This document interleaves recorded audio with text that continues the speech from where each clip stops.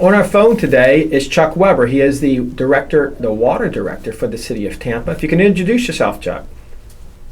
Hi, I'm Chuck Weber, City of Tampa Water Department Director. Today we're going to discuss a pending issue with the city of Tampa. Their desires to build a water treatment plant to take affluent, that would be your flushed toilets, and turn it into fresh drinking water. I must say this, my research indicates that this is a technology that's been around for many decades. It's used throughout the world. It's used in cities such as San Diego. And the city plans or has intentions or desires to introduce a facility to clean up the water and put it back into our drinking, in our faucets. So let's talk to Chuck. If you could give us a little background, how's that process work that we can take affluent and turn it into potable water?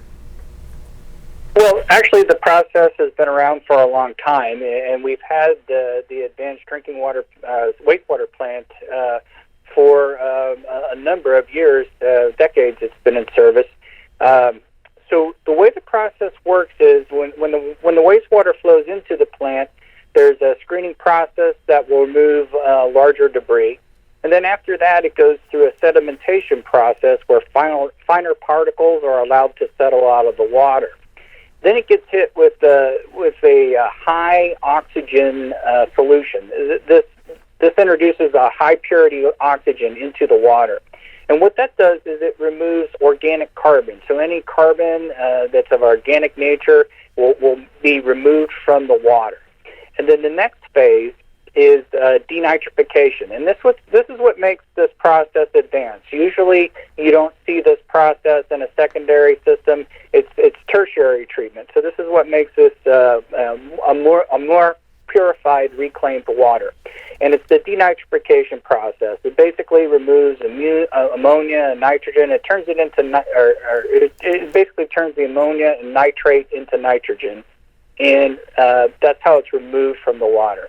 After that, the typical process for the Howard F. Kern Advanced Wastewater Plant is to add chlorine for disinfection, and then to dechlorinate that water before it is sent to the outfall into the bed.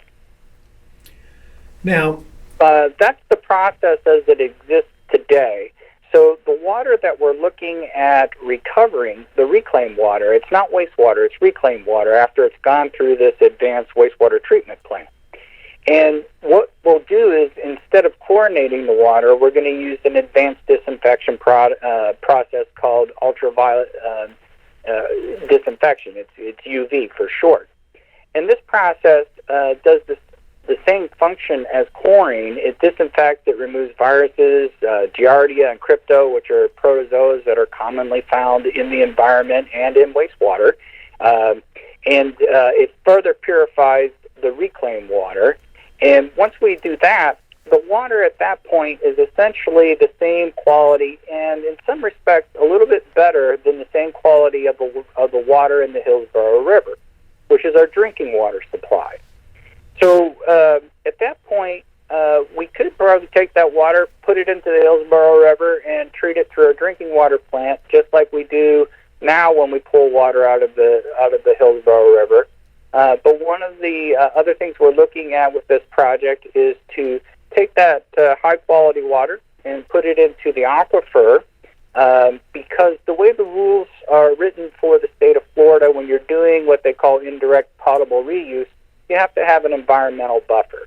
And what that means is you have to take that reclaimed water and put it through the environment before you bring it into your drinking water plant.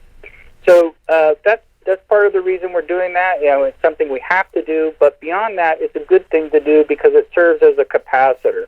On days where we don't need a lot of reclaimed water, it could store there in the aquifer, and then on days when we need more water, we can bring that out of the aquifer. So it acts as kind of like a capacitor, if you will. Okay, let me ask you this question. Sure. When you say, how many days over a period of a year does the city of Tampa have to sort of go to this reservoir of stowed water to meet its demands? Well, right now, we can generally meet our demand coming off of the Hillsborough River, except during periods of drought. Even a moderate drought, what happens with the river is that the level gets so low that it's hard to get enough into our intake at the Hillsborough River Reservoir. And so we can't meet our demand even today during a drought. And when was the last time we had this drought condition in which the levels fell to that you could not pump out of the river or your normal sources and had to go to, say, Tampa Bay Water to buy the supplement amount of water? It was in 2017. About 2 years ago. And how prior to 2017, I'm just trying to get an idea, is this something that happens every couple years, every couple months, or prior to 2017, when was the time before that? I think it was 4 years before that. So it's, and how long does this purchase period last? Does it last days, weeks, or months? It'll last months. Okay. And so, but, aside from just making sure we have enough water to get into our intake, using the water to help keep the reservoir full has some pretty significant environmental benefits as well. We have the Lower Hillsborough minimum flows that we have to meet for the Lower Hillsborough Recovery Project in our program. And so if we keep the reservoir full, we will be able to keep the flows on the Lower Hillsborough River fresher and at a higher volume, a higher level. And so that will have some pretty significant environmental effects. So when you talk about recapturing this water and put it into the reservoir, you're talking about the Tampa Bay Waters Reservoir located over there just north of I-4? No, that's something completely different. What I'm talking about is the Hillsborough River Reservoir. Okay, up by Babes Harris. That's exactly the spot. It's the portion of the river behind the Hillsborough River Dam. From behind the dam all the way back up to the river to probably about Fowler or Fletcher in that area, that whole area of the river is considered to be a reservoir. Well, let me ask you this: what's the cost? What is because in the cost there's two components. There's the capital cost, the cost to build, design, and implement the facility, and then the cost to maintain it, the cost to put the labor and run it, you pay the electric bills. What would the fixed costs be? Well, we're still working out that number because we're still in the design and permitting phase. But right now, we think we have a conservative estimate of around $350 million. That's the fixed cost that you would do with revenue bonds. What would the operational cost? How much would it cost the city to actually man it, pay the electric bills, and all the things associated with getting this water to the state of putting it back into a reservoir? I don't have those numbers for you today, but on August 29th, we're having a workshop at the City Council here in Tampa. It'll be in the evening, a little after 5 o'clock. We'll have those numbers available, and they'll be fine-tuned, so they'll be good numbers we can count on. Right now, we're in the process of trying to crunch those numbers out. Okay, I'm going to switch over to Ms. Lambo here, and just with, let me ask you maybe one or two more questions. How much back in 2017 when the water was purchased, how much water was purchased and what did it cost the city to purchase it? I don't have exact numbers off the top of my head, but I think I can talk in round figures. So the purchase was kind of started out at a low rate of 20 million gallons a day, and I believe that lasted for maybe a couple weeks. And then it ramped up into the 40 million gallons a day range for a few weeks. And then I think it tapered off back to the 20 million gallons a day range, if memory serves. But all told, if you take the total volume that we bought and then we divide that by 365 days, it came out to about 6 million gallons a day of water on average as an annual average that we purchased. The cost was in the millions. I believe it was less than 10, but I couldn't tell you how much. Well, right now, when you purchase it from the Water Management District, I believe the fee somewhere is around $2.40 per 1,000 gallons. So if we took that, you're talking about spending about $15,000 a day. Does that sound about right? My numbers are right? I'd have to do the math. Okay, it seems about $14,400 a day. over the course of a year, it would only run about $5 million. So if you were to purchase $5 million worth of water, 6 million gallons a day for 365 days, you're spending to purchase the water about $5 million. With the $5 million, even say $10 million, with the $10 million that you used in water purchase over a 2-year period, 3-year period of time, would that be cheaper or more expensive than the revenue bonds that would be necessary to pay the $350 million back? That's an excellent question. We will have an answer for that on August 29th. Okay. That is one of the things that we have always been looking at when we started this project was, how does this compare to just buying water from Tampa Bay Water? In addition to the purchase price, one of the things we have to consider is that the water quality, when we have bought water from Tampa Bay Water, has been a lesser quality than what we produce out of our drinking water plant. So we would have to make sure that we treated that water so that it met the same water quality that we have coming out of our drinking water plant. Those are some of the things that we'll factor into the calculations, and we'll be able to demonstrate the difference between those two costs on August 29th. Okay. And the only thing, I'm going to switch over to Michelle real quick, but the only question the follow-up question I have to that is, does the water you purchase from Tampa Bay Water meet federal standards? Yes, federal standards are met. Michelle? So I know that back in, I believe, 2014 or 2015, Manatee County began the Aquifer Storage and Recovery, ASR, water conservation and production of water. Has anyone from the city of Tampa spoken with Manatee County to determine the program ASR that they've used, where they capture groundwater, they treat it, they then store it in the aquifer, and then pump it out when it's needed? Has anybody spoken with Manatee County about their program that's been implemented for a number of years? Well, I don't know that there's been any recent communications, but you should know that the city of Tampa has the exact same program. We actually have an aquifer storage recovery program that we use for drinking water. We take water, we run it through a drinking water plant, we store it in the aquifer, and then we pull it out of the aquifer when we need it. So we have our own aquifer storage and recovery program, and we've had it for some time. With this new project, we will simply be modifying that aquifer storage and recovery program to use the reclaimed water as opposed to the drinking water. Now, the drinking water is treated by the drinking water plant, but the reclaimed water we'll be using is essentially the same water quality as the river, and in some respects better. And what will be the impact on the actual aquifer? Because my understanding is the aquifer covers the entire state of Florida as well as southern portions of Georgia and Alabama. So what would the long-term effects be with respect to the aquifer? I know a few years ago when we had the big freeze in, I want to say, January, and the strawberry farmers were pumping extra groundwater at that time to protect the strawberry fields. There were some issues with some ground rumblings and some holes opening up. What is the long-term impacts on the aquifer with respect to pumping in this treated, reclaimed water?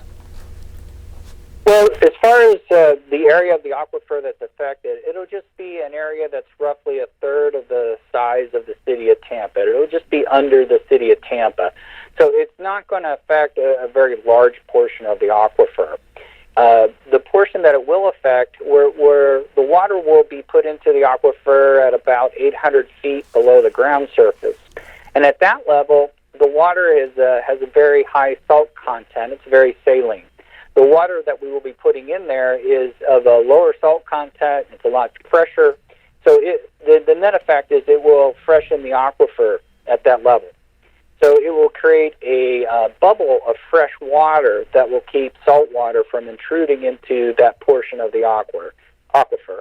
But again, it's a small portion of the overall aquifer. It's only going to cover about a third of the city's area.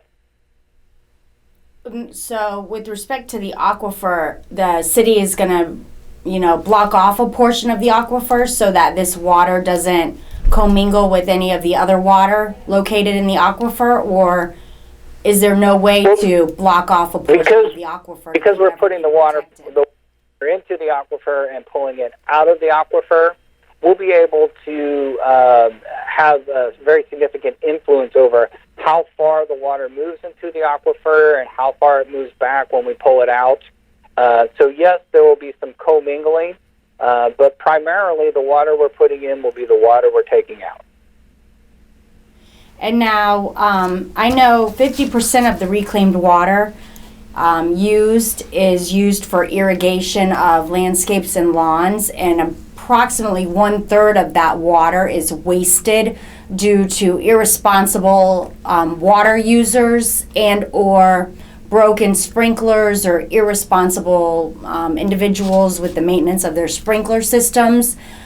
Does the city have any plans in place to ramp up ticketing irresponsible waterers, since 1/3 of the reclaimed water at this point is being wasted due to the irresponsible city residents?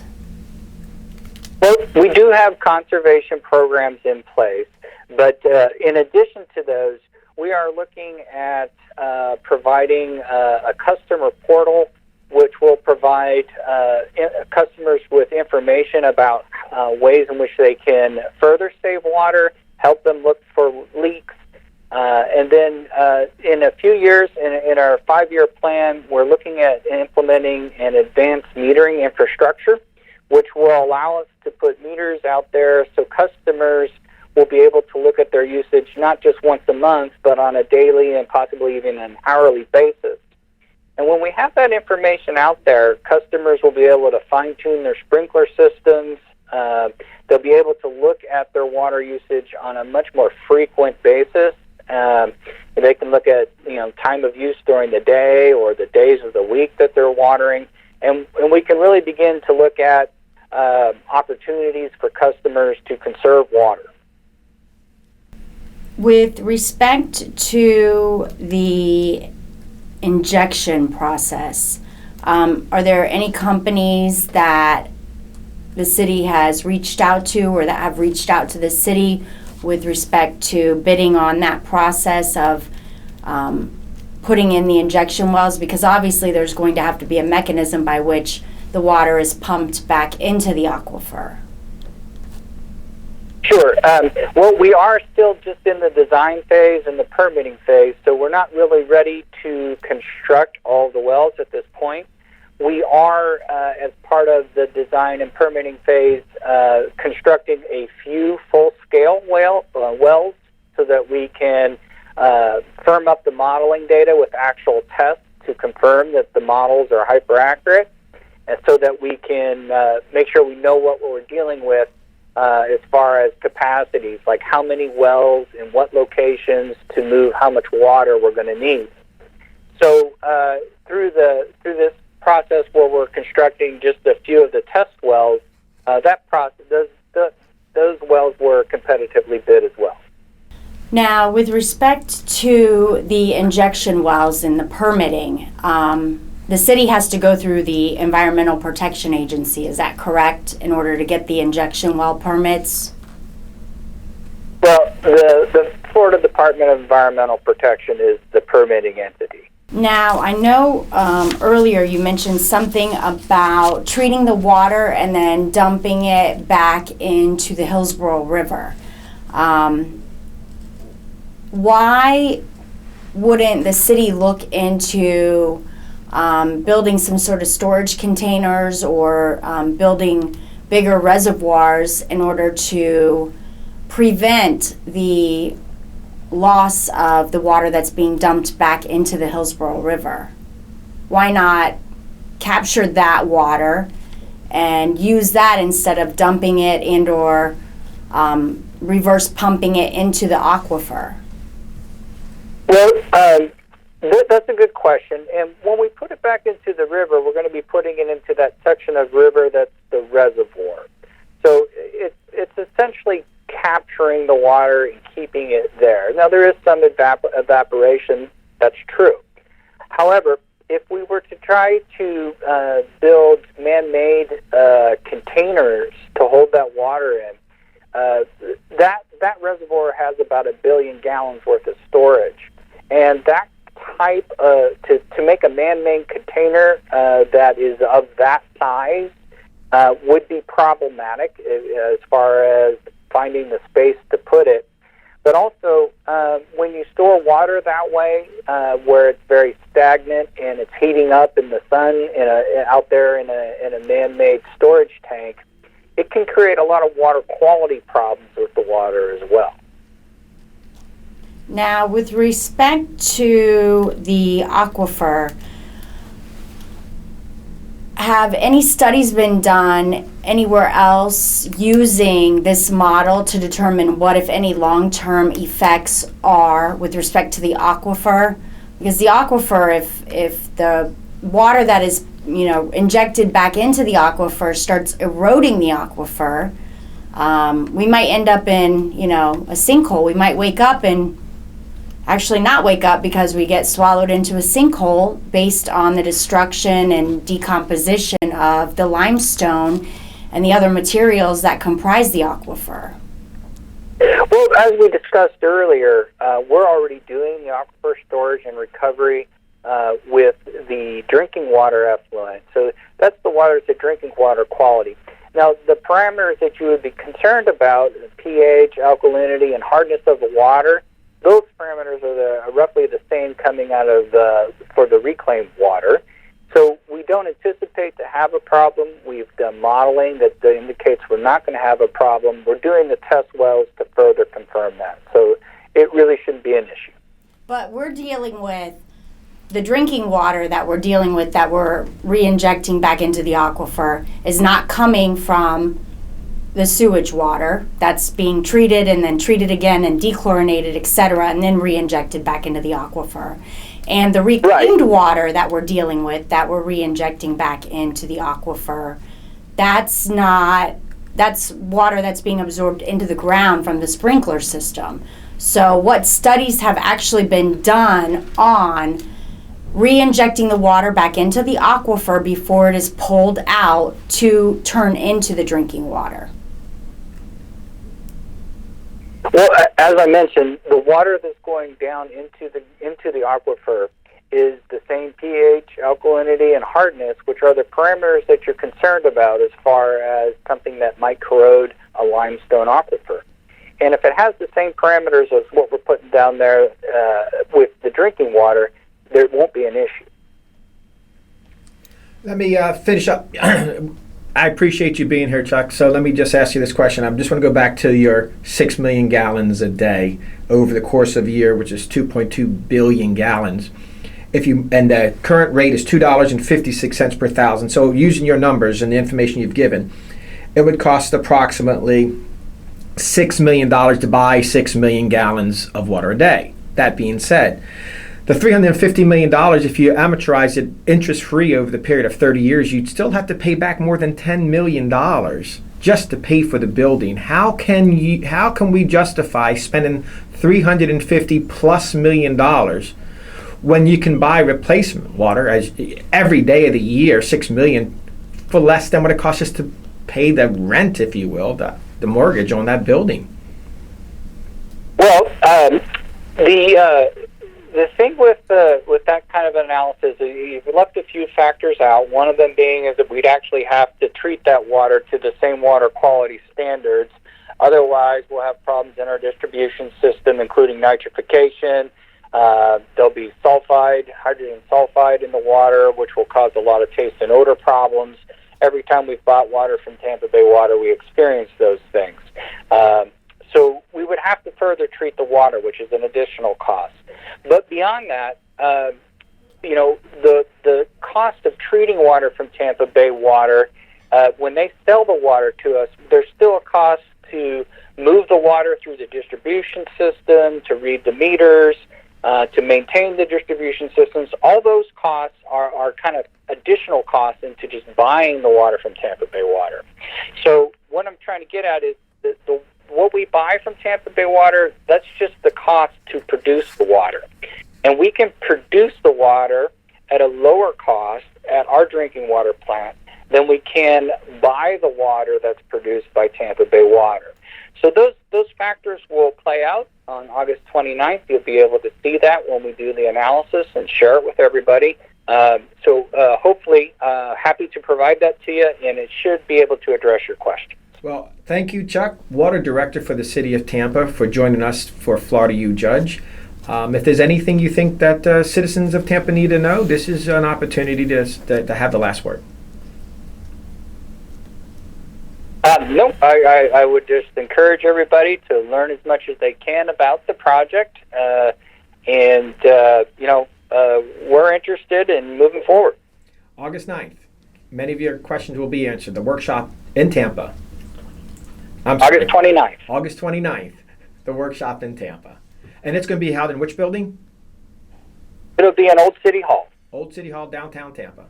For Florida U Judge, I'm Donald Harrison with Michelle Lambo. Have a good day.